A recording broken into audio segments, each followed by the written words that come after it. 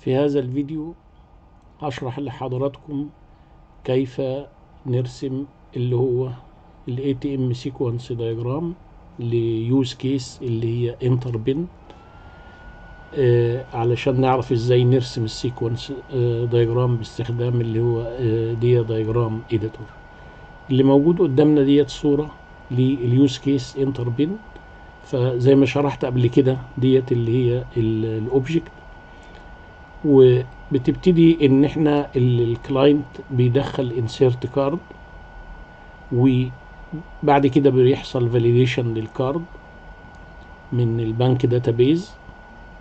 سوري للكتابة الخطأ هنا، هي دي الداتابيز. وبعدين بيجي ان الكارد فاليد. الكارد طالما فاليد بيطلب مننا ان هو انتر بن بيطلب من الكلاينت دخل بن نمبر كوريكت صح، يعني مفيش اخطاء. حصل السيلف تشيكينج مسج في اللي هي الاي تي ام، قال له اللي هو البين اوكي، فهنا ظهر له اللي هو المنيو بتاع الاوبريشن اللي هي ممكن تتم. انا اللي انا هرسمه هوضح رسمة تانية ازاي اللي هي احد الاوبريشن او اليوز كيس اللي هي ويزدرو كاش. اللي انا عايز اقوله لحضراتكم ان كل يوز كيس ليها سيكونس دايجرام، وده انا اظهرته ووضحته في احد المحاضرات اللي هي الريليشن شيب بتوين اليوز كيس دايجرام واللي هو السيكونس دايجرام. فما اقدرش ان انا ارسم جميع الاوبريشن او البروسيس بتاعه الاي تي ام على رسمه واحده بس، لان ديت ايه زي يعني هتبقى فيري كومبليكيتد. هوضح لحضراتكم الان ازاي نرسم السيكونس دايجرام بتاع اليوز كيس وذرو كاش. فانا هذهب على الكلاينت اللي هو اللي موجود هنا واختاره واحط كلاينت هنا. وضحت انا قبل كده ان احنا لازم نكتب الاسم هنا طول الاصفر ده موجود.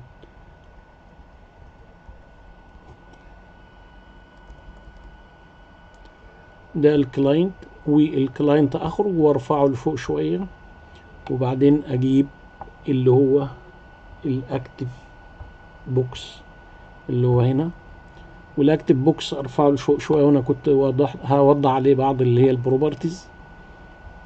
لما نضغط على اللي فوق ديت بنرفع دي فوق شويه، وبعدين كليك يمين عليها اد كونكشن بوينت، سم كونكشن بوينت، مور كونكشن بوينت، وبعدين اللي هي انكريز كونكشن بوينت ديستانس. في الفيديو اللي فات انا وضحت هذا الكلام.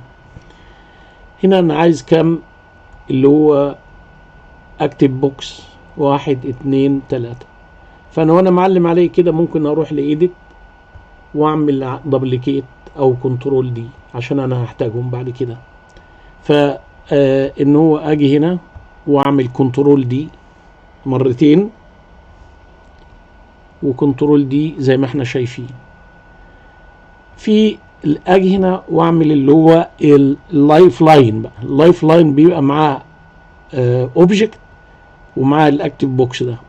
لو انا حركت ده هنا كده وجبت هنا لغايه ما الاثنين يركبوا لبعض، النقطه الحمراء تظهر زي هنا كده، يبقى انا ممكن احرك الجزء ده كله مع بعض. ادي اللايف لاين، ادي اللايف لاين اللي احنا قلنا عليه.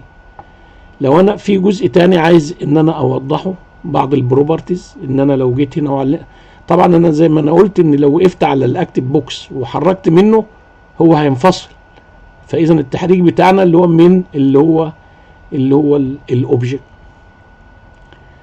لو انا عملت كليك باليمين وجيت لو انا عملت اللي هو عشان اشوف مور بروبرتيز دبل كليك، ففي عندي حاجتين انا عايز اوضحهم اللي هو درو فوكس اوف كنترول ودرو ديستراكشن مارك.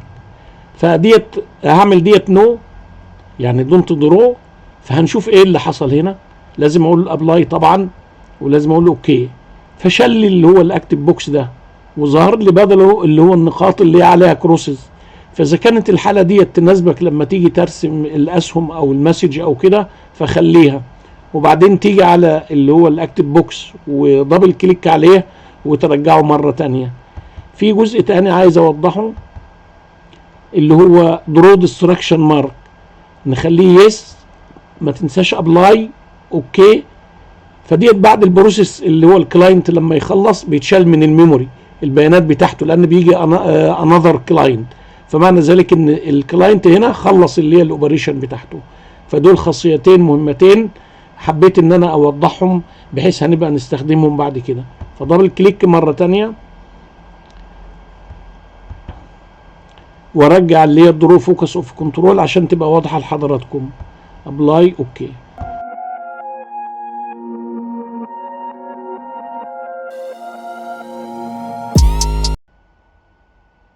رسمت انا بنفس الطريقه اللي هي اللايف لاين بتاعه الاي تي ام والبنك داتابيز. اللي انا عايز اوضحه هنا ان احنا عارفين ان ده تايم، فلا بد ان التايم ليه ريفرنس، فما ينفعش ان انا ارسم كده لان ده في تايم، في اختلاف في التايم. فانا اعلم على اللي هو الكلاينت واعمل شيفت واعلم على الاي تي ام واعلم على البنك واجي على الاوبجكت واعمل الاين، بس اعمل الاين بوتوم. لما عملت الاين بوتوم فاصبح عندي الريفرنس ثابت، ان هنا تي 0 تي 0 التايم هنا ثابت عندي، موجود عندي تمام كده. في هنا برضو اوضح ان الاي تي ام طالما معاها كلاينت فالاثنين بيبقوا شغالين مع بعض في نفس التايم، يعني ما فيش كلاينت ثاني بيخش على العمليه اللي انا باديها. ولكن البنك داتابيز بيشتغل مع مجموعه من الكلاينت، مجموعه من البنكس او كده، فبالتالي اللي هو الاكتف بوكس بتاعه لازم يكون اقصر، شورتر ذان عن الاي تي ام والكلاينت. فازاي تخليه شورتر او تحركه؟ انا بينت لو انت عملت اللي هو كليك دبل كليك عليه او كليك يمين، فهتلاقي هنا لو انا اد كونكشن بوينت فور اكزامبل اللي انا عملته، اللي هو تاني كليك يمين عليه ونوضحه اللي هو ريموف كونكشن بوينت، يعني ازاي اقصره شويه وازاي احركه لتحت. وضحنا الكلام ده، بنيجي على ديت، يعني اذا ده بيتحرك معايا عشان تظبطه، لان هنا ما بيشتغلش الا لما يجي هنا يطلب منه شيء، اما يطلب منه هنا اي بروسيس. فارجو من حضراتكم ان يكون النقطه ديت في اعتباركم. في جزء تاني ان انا لو عايز اعمل اللي هو المسج، فهروح على لاين وادي اللاين قدام اهوت، اكبره شويه اللاين ده اهو، وبعدين اشغله. الكلاينت اول ما جه فعمل هيعمل الاوبريشن بتاعته، ممكن على طول ممكن ترسمها من هنا اللي هو تمام كده، يبقى ده اشتبك مع ده. لما ده اشتبك مع ده التحريك بتاعهم كله الاجمالي لازم من اللي الاوبجكت، فبالتالي انت عايز تحرك الاوبجكت هترجع الاوبجكت اند سو اون. هنا في جزء تاني برضو اللي هو تعالى هنا برضو لازم ان انا عشان بس اللي هو ارجع هنا تاني، هنا زي ما هو واضح. وبعدين هنا برضو شرحه، نحرك هنا ونجيب هنا بحيث ما تظهر النقطة الحمراء. تمام كده. هنا ان انا عايز سينكرونايزد مسج، يعني عايز اللي هو الارو ده يبقى كلوزد اندد، فدبل كليك عليه واجي على الاند بتاعه واغيره من هنا، اقول له غير اهو اوكي، وبعدين ابلاي، وبعدين إيه؟ اوكي. هنا التحريك بتاع دول اللي هم زي ما انا قلت اللي هو ده مع ده اهو، لازم بيأمن زي ما انت عايز تطوله، عايز تعمله، عايز. طب انا حركتهم كده، فانا اجي اعمل برضو اللي هو شيفت واضغط على الكلاينت واضغط على البنك داتابيز واروح اللي هو الاوبجكت واعمل لهم الاين بوتوم، فرجع مظبوطين معايا. هكمل انا بقيه اللي هي الرسومات اللي هي اللي انا محتاجها وارجع للكيس اللي هي بتاعه الكتابه. استكملت اللي هو الرسم بتاع اللي هو الوزدرو كاش، وكملت بقيه اللي هي الاسهم. الحاجه اللي انا عايز اوضحها هنا اللي هو لاين زي ده، وده انا وضحته قبل كده. فلو جيت على لاين هعمل له تشيك بس بره، جيت على لاين هنا كده واكبره شويه عشان اوضح لكم ايه اللي تم فيه، واضغط عليه دبل كليك فظهر البروبرتيز بتاعته. فاللاين ستايل انا هعمله داشت، وده انا شرحته. والبدايه بتاعته لازم اعكس السهم اخليه اوبن اندد، وبعدين الاند ارو مفيش اي ايه، اعمله ستريت لاين واقول له ابلاي واوكي. ادي اللي هو الرسم ده، ديت الجزء الوحيد، وده انا شرحته في البارت اللي فات. فالغي الجزء، الغي الجزء ده انا معلم عليه واعمل له ديليت. كيفيه الكتابه وانا برضو وضحتها في البارت اللي قبل كده. بتيجي تعمل تكست، وبعدين ايه تكتب اللي انت عايزه، مثلا تشيك بالانس، مثلا تشيك بالانس، وبعدين بتخرج منها وتحركها في اي مكان انت عايزه، تحركها في اي مكان. طبعا انا مش محتاجها. جزء تاني احب اوضحه في هذه في هذه المجموعه، ان انا عندي مثلا ادي اعمل اختار ديت اللي هي تشيك بالانس، واضغط على شيفت واختار اللي هي اناف بالانس ديت، واجي على اوبجكت واعمل لها الاين تو ذا ليفت، بحيث ان انا اظبط اللي هو الكتاب.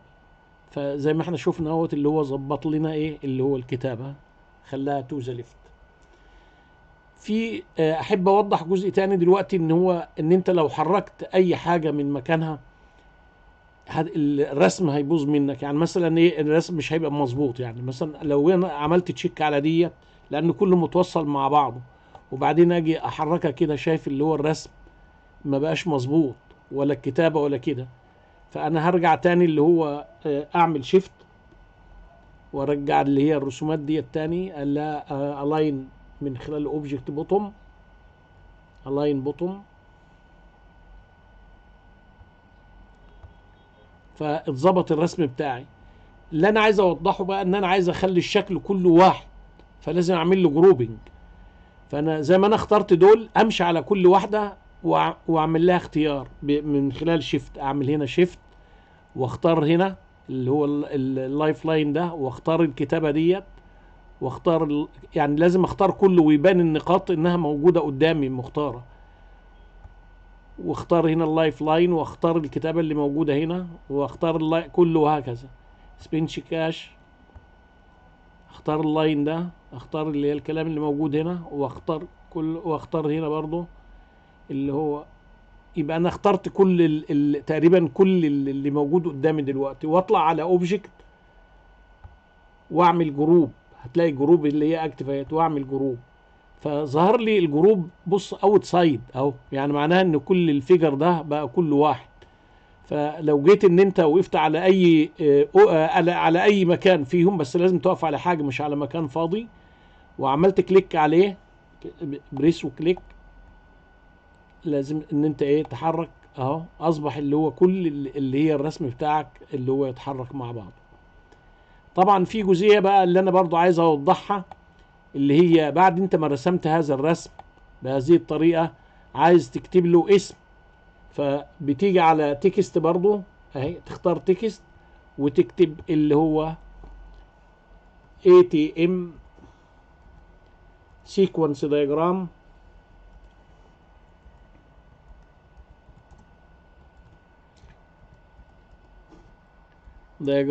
withdraw cash withdraw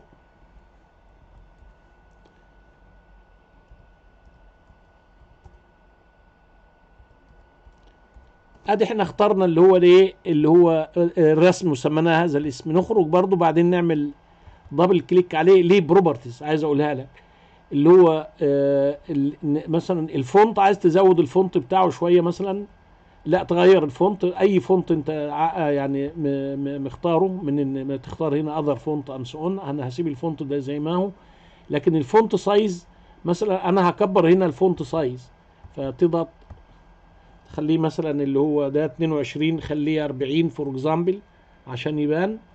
وبعدين التكست كلر هغير لونه، لو جيت هنا من الدروب داون ده واخليه احمر عشان يبان بس التأثير. وبعدين اللي هو الدرو باك جراوند كلر، اعمل اللي هو اعمل يس اللي هو الفيل كلر ده ابلاي، واشوف انا ايه اللي هيظهر اهو سيكونس دايجرام. وبعدين لما انت قلت طلع كبير، فانا كنت عامله 40، اخليه مثلا اقلله اخليه 30. وبعدين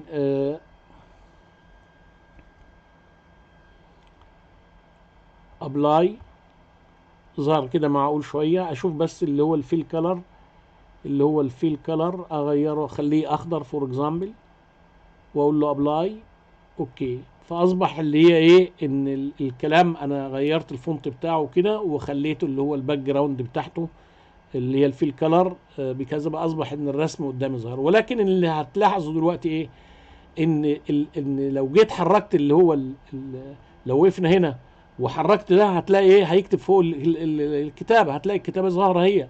فانت ممكن تعمل جروب يعني، وانت واقف هنا هتيجي على شيفت وتعلم على اي تي ام على الكلام اللي انت عامله، وتروح على اوبجكت وتختار جروب مره تانية اهي. مش هنعمل ان جروب، يبقى شايف ان هو كل الرسم بتاعك كله مع بعضه موجود، فبالتالي ممكن يتحرك زي ما انت عايز. طبعا في جزئيه هنا بعد احنا ما رسمنا الرسم ده، لو انت عايز بقى ترسمه هتروح على فايل وتعمل اللي هو اكسبورت للرسم. اكسبورت هتختار اللي هو تشوف انت عايز تحطه فين، وبيبقى لك هو ايه بي ان جي، وهو اداك نفس الاسم. فلو انت عايز تحطه على الديسك توب، عايز تحطه على اي مكان زي ما انت عايز. طبعا انا مش هعمل كده. شكرا جزيلا، واتمنى ان يكون هذا الفيديو اضاف لكم شيء.